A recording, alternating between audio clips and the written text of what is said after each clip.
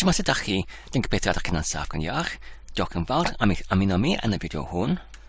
Fan yma ydym mynd I barhau gyda'r datblygiad o'r app fideochwaraewr sydd yn cynnig yr swyddogaethau canfywyd yn yr chwaraewr ar gyfer y rhestr chwarae, ac mae'n hollol yn ysgrifenwyd yn y ieithoedd HTML a JavaScript, ac mae'r hwn y trydydd fideo yn y gyfres. Felly ydym mynd I barhau gyda'r rhestr beth i'w wneud. Yn gyntaf ar y brig o rhestr, mae angen I ni I wasdarlunio y rhestr i'r un uchder fel y fideo. Felly, ynglŷn â hyn, beth sy'n digwydd ar y moment yw pan ydym ni'n yn ail feintioli y tudalen sydd fel golyniad hefyd yn ail feintioli y fideo. Mae'r rhestr chwarae yn aros yn yr un maint, ac mae'r hyn yn achosi y tudalen I edrych yn ychydig yn dryslyd. Felly sut I datrys y problem hwn? Wel, dwi'n meddwl y datrysiad symlaf yw I rhoi rhyw fath o'r prydeledd mewn yn yr gwrthrych ar gyfer y fideo I alw ar rhyw ffythiant pan mae'r digwyddiad prydeledig yn digwydd I galw ar y ffythiant hynny. Felly mae'r enw o'r prydeledd hon yn arwydd ar sydd yn galw Saesnig ar faintioli fel hyn.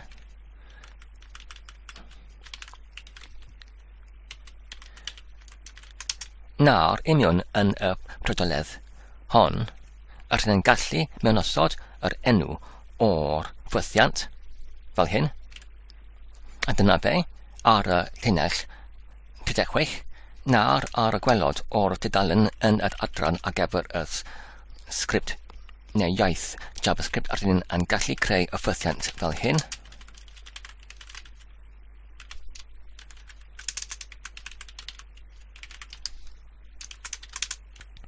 Nawr ydyn ni'n gallu benodi y gwrthrych ar gyfer yr rhestr chwarae I fod yr un uchder fel yr fideo fel hyn.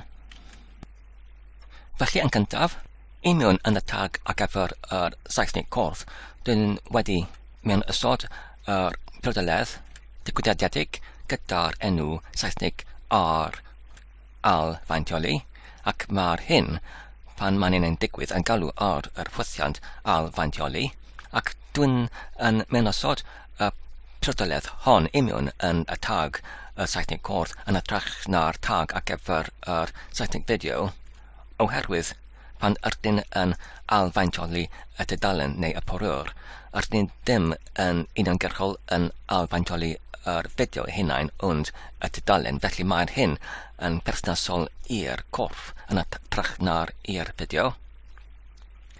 Dyma'r rheswm pam mae'r prydeledd hon mewn yn y tag ar gyfer y Saesnig corff. Wedyn, mewn yn y ffythiant ailfaintioli, ar gyfer yr gwrthrych yr rhestr chwarae o'r fideo gyda'r hunaniaeth DV rhestr, ydyn ni'n defnyddio yr ffordd arferol I benodi yr uchder, sef I defnyddio prydeledd Saesnig dull, ac wedyn yr prydeledd Saesnig uchder, ac ydyn ni'n benodi y gwerth diwer mewn i'r prydeledd hon, ond ynglŷn at sut I gyrchu yr uchder oddi wrth yr ogorrych yr fideo, mae'r hyn yn ychydig yn anarferol, achos mae'r ogorrych hwn, sef ogorrych y fideo, ddim yn gorrych cyffredinol I dod I hyd o'r uchder ar gyfer yr trial yr fideo. Mae angen I ni yn uniongyrchol dan yr gorrych I alw ar y rhywbeth ffordd, sef I gyrchu yr chwymo triliant ac wedyn oddi wrth yr gyrrych dychwelyd oddi wrth yr ffythiant hwn I gerchu yr prydoledd o'r uchder. Ac wedyn gyda'r gwerth hwn, rydyn yn cydododi yr llinell gyda'r arwythnodau px ar gyfer y pixelau I ffurfio yr gwerth ambenodedig I ambenodi I mewn i'r uchder o'r rhestr chwarae. Felly nawr, os ydyn yn ychyb y ffeil fel hyn, ac wedyn yn dadleu'r dudalen fel hyn, felly nawr, os ydyn yn alfantioli porio'r neu dudalen, fel ydych chi'n gweld, mae'r uchder o'r rhestr chwarae yn hunan symudol alfantioli I fod yr un uchder fel yr fideo. Felly nawr, ynglyn ar newid ar llinelldeg, dwi'n meddwl ydyn ni'n gallu troi y stwnch neu hunch i'r dyddiad fel hyn. Nawr, dwi'n meddwl ydyn ni'n gallu symud ymlaen i'r newid nesaf, sef ar y llinell 11 I chwarae y fideo pan mae'n cael ei glicio ar rhestr. Ynglyn ar hyn, dwi'n meddwl mae'r hyn yn berthnasol i'r cod fan yma ar y llinell 67 pan ydyn ni'n dolenni trwy'r y dillad sydd yn cynnwys yr holl gyfeiriadau ar gyfer yr fideoedd yn yr chwarae restr. Felly, ar gyfer pob unrhes ydyn ni'n creu yr tag Saesnig rhychwant I cynnwys y cyfeiriad ar gyfer pob un fideo. Ac hefyd, rydyn ni'n gallu defnyddio y tag hwn I hunianaethu y rhes cyfredol fel y gallom dod o hyd iddyn nhw yn hawdd. Felly, yn yr un fodd, rydyn ni'n gallu defnyddio y tag Saesnig rhychwant I galw ar rhyw ffythiant I chwarae yr fideo hwn pan mae'r rhychwant yn cael ei clicwyd fel hyn. Felly nawr ar y llinell 67 dwi'n wedi ychwanegu yr prydoledd digwyddiadedig gyda'r enw Saesnig ar triciad ac mae'r hyn yn galw ar y ffythiant chwarae ysgrifennwyd o'r blaen gyda'r parametr sydd yr un fel y mynegau o'r dyluniad sef yr mynegau o'r dillad a fideoedd ac ar gyfer hyn roedd angen rhaid I mi I amnewid yr galwadau ar yr ffythiant chwarae yn ychydig. Felly os ydyn yn archwilio ar gyfer y patrwm chwarae gyda'r agor cromfach fel hyn, felly yn yr ardal hollfeidol ar gyfer yr adran yr iaith JavaScript pan ydyn yn galw ar y ffythiant yn uniongyrchol ar ôl y crithiad o'r dudalen I ambenodi y gyntaf fideo fel yr un gyfredol ydyn yn rhodi iddo fe yr gwerth o diddim sef y gyntaf rhes yn y dillad o'r fideoedd.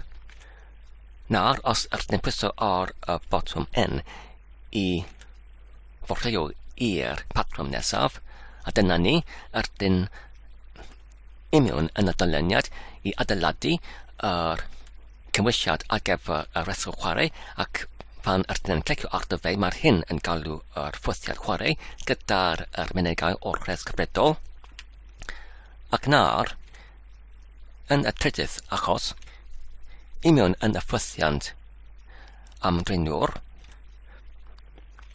mae'r hyn yn ei galwyd pan mae'r fideo cyfredol yn dod I ben ac mae'n angen I dechrau yr fideo nesaf yn y chwarae restr.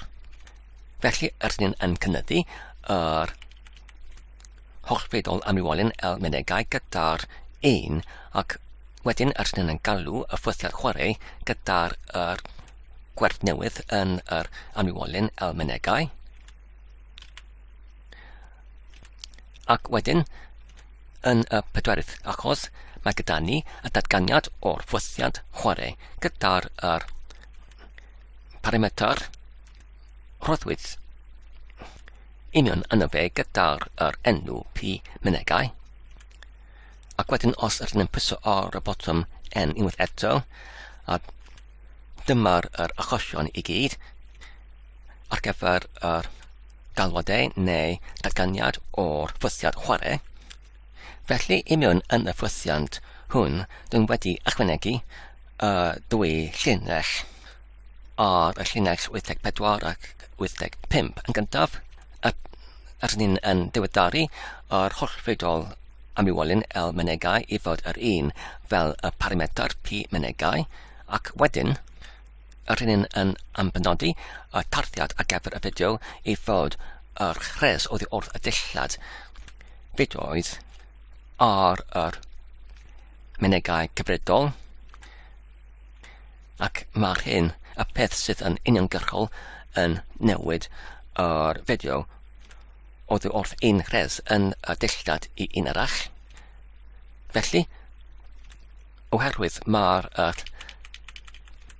dwy linell y gyntaf ar y llinell 76 sydd yn digwydd yn uniongyrchol cyn y galwad ar y ffwthiant chwarae yn uniongyrchol neu yn gysyllт yr un fel yr ail ambenodiad union yn y ffwthiant chwarae, dwi'n meddwl ar ni'n gallu dileu yr un ar y llinell 76 fel hyn. Felly nawr, os ydyn ni'n ychyb y ffeil, ac wedyn datblygiad y dalyn fel hyn, beth sy'n digwydd? Felly, hyd yn hyn, bwbydd yn iawn, mae gyda ni yr gyntaf chres yn ei amlygwyd yn beiddgar. Felly, os ydyn ni'n dechrau y fideo trwy clicio ar y botwm i chwarae, mae'n nawr yn dechrau. Nawr, os ydyn ni'n clicio ar y trydydd chres fel hyn,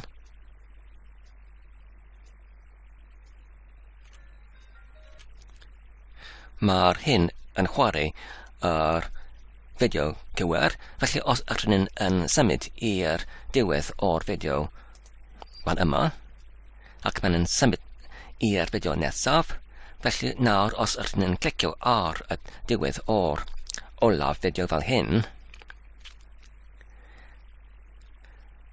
mae'r hyn yn ail dechrau ar y fideo gyntaf.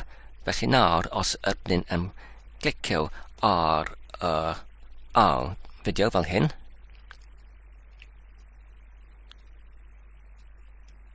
beth sy'n digwydd? Wel, mae'n chwarae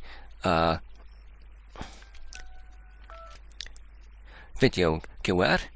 Nawr, os ydyn ni'n clicio ar y diwedd o'r fideo hwn, ydyn ni'n symud i'r fideo gywir, sef y trydydd yn y rhestr. Felly, mae'n debyg mae pob dim yn gweithio yn llwyddiannus. Felly, ynglyn â'r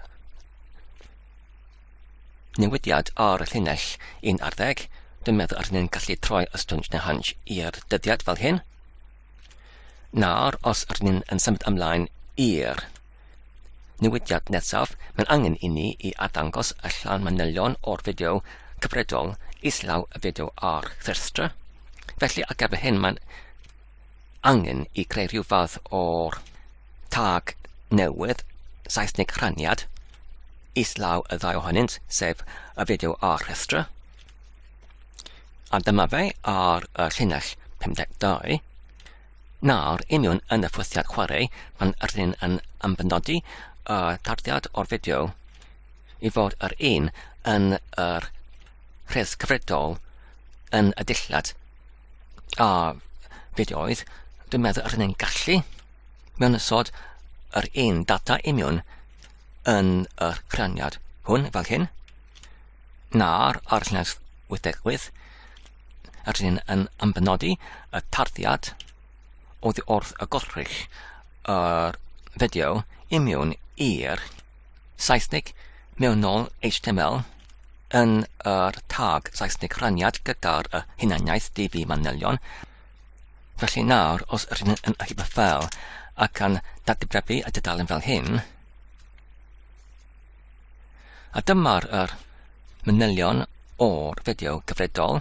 Felly os ydyn yn clicio ar y botwm i chwarae, ac wedyn i clicio ar y trydydd fideo,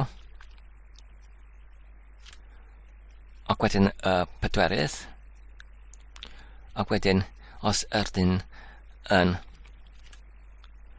symud tuag at diwedd o'r fideo,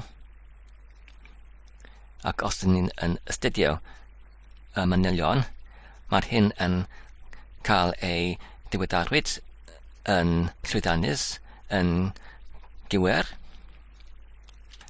Felly dwi'n meddwl mae'r swyddogaeth yn gweithio yn iawn, ond ynglŷn â'r larpiad o'r geriau, dwi'n meddwl mae angen i ni i gorfodi y larpiad i digwydd ar unrhyw archnod yn ytrach na'r ar yr archnodiau larpiadedig cyffredinol fel yr gwagle neu'r cysylltnod ag ati. Felly, ar gyfer hyn, mae angen i ni i defnyddio yr iaith CSS. Nawr, dwi'n wedi mewnasod yr dodoledd Saesnig dull i mewn yn yr tag Saesnig rhaniad gyda'r hunaniaeth DB manylion, ac i mewn yn yr dull, dyn wedi mewnasod yr dodoledd Saesnig ga'r cysylltnod torri, ac wedyn yr gosodiad Saesnig torri cysylltnod i gyd. Felly, rydyn eisiau i torri os angen rhaid y llinell ar beth bynnag arwythnod, nid dim ond yr arwythnodau arferol fel y gwagle neu cysylltnod. Felly, os ydyn naw yn hybu ffel ac yn datblygu y dudalen, a dyna ni, ond na, dwi'n yn sylwi ar y ochr dde pell o'r dudalen mae gyda ni y dechreuad o'r llinell. Felly dwi'n meddwl mae'r hyn yn ei achoswyd gyda'r dodoledd o'r Saesnig dull gyda'r is dodoledd o'r Saesnig boddi. Felly, i datrys y sefyllfa hon, dwi'n meddwl rydyn yn gallu defnyddio yn yr dodoledd dull yr is dodoledd o'r ehangder fel hyn,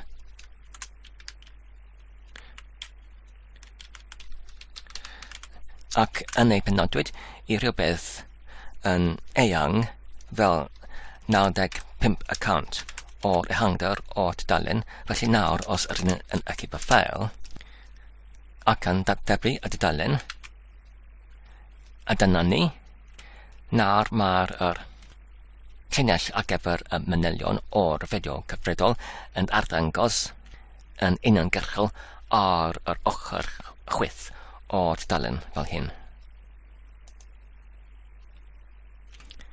Felly, ynglŷn â'r newid ar y llinell 12, dwi'n meddwl rydyn yn gallu troi y stwns neu hunch i deuddad fel hyn. Nawr, dwi'n meddwl rydyn yn gallu symud ta yr honynt o'r llinell 10 i 12 i'r adran ar gyfer y cwblhawyd fel hyn.